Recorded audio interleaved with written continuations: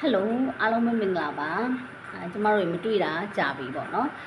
ကျမလည်းဗီဒီယိုအသက်လေးတွေမေးရိုက်ပြီးတော့တင်ပြတာတော်တော်ကြာပြီဒီနေ့မှာကျမမအားတဲ့ဂျာနေပြီးတော့ပေါ့နော်ဒီလေထိထားတဲ့သူလေးဖြတ်ထားတဲ့သူတွေအတွက်ပေါ့နော်ဒီလိုတိုရှင်းပေါ့တူတူလေးနဲ့ထိအောင်မယ်လေးကျင်ကန်တစ်မျိုးကိုဒီနေ့ပြောပြပေးသွားမှာဖြစ်ပါတယ်အဲ့တော့အားလုံးပဲလေးကျင်ကန်တွေရောလုပ်ဖြစ်ကြလားအားလုံးပဲတက်တာကြပါစေအမြန်ဆုံးပြန်ပြီးတော့ကောင်းကြပါစေလို့ဆုတောင်းပေးပါတယ်အဲ့တော့ဒီနေ့မှာတော့ကျမကဒီလေထိထားတဲ့သူတွေပေါ့နော်လမ်းတချို့ကြတော့လေလမ်းမလျှောက်နိုင်သေးတဲ့သူတွေလမ်းလျှောက်နိုင်မှုအတွက်ကောနောက်လမ်းလျှောက်နိုင်တဲ့သူတွေဆိုလို့ရှိရင်လည်းဟန်ချက်ညီညီပေါ့နော်လမ်းလျှောက်နိုင်မှုအတွက်အရေးကြီးဆုံးပေါ့နော်ကျမတို့ဒီခန္ဓာကိုယ်တစ်ခုလုံးကိုအသုံးတစ်ခုလုံးမှာရှိတဲ့ကြွက်သားတွေကိုအသုံးပြုပြီးတော့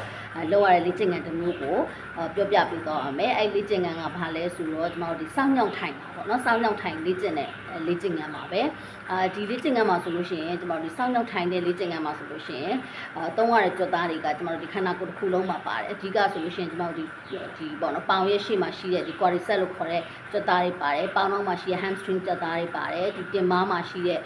ကြွက်သားတွေပါမယ်နောက်ထပ်ဆိုလို့ရှိရင်ဘာတွေပါမယ်ဆိုရင် one bite ကြွက်သားတွေပါမယ်ကြောရိုးကကြွက်သားတွေလည်းပါမယ်เนาะဒီနောက်ခြေသလုံးကကြွက်သားတွေလည်းပါမယ်ပေါ့အခုလိုပေါ့ဒီခန္ဓာကိုယ်တစ်ခုလုံးကိုသုံးပြီးတော့လောက်ရတဲ့လေ့ကျင့်ခန်းဖြစ်တဲ့အတွက်ကြောင့်မလို့ကျွန်မပြောချင်တာလမ်းနဲ့ရှောက်ချင်တဲ့သူတွေလမ်းရှောက်ရတာကောင်းချင်တဲ့သူတွေအတွက်အထီရောက်ဆုံးများများလေ့ကျင့်ရမယ်လေ့ကျင့်ခန်းတစ်ခုကတော့ဒီထိုင်ထပေါ့နော်ဒီစောင်းနောက်ထိုင်တဲ့လေ့ကျင့်ခန်းထိုင်ထလေ့ကျင့်ခန်းပဲဖြစ်ပါတယ်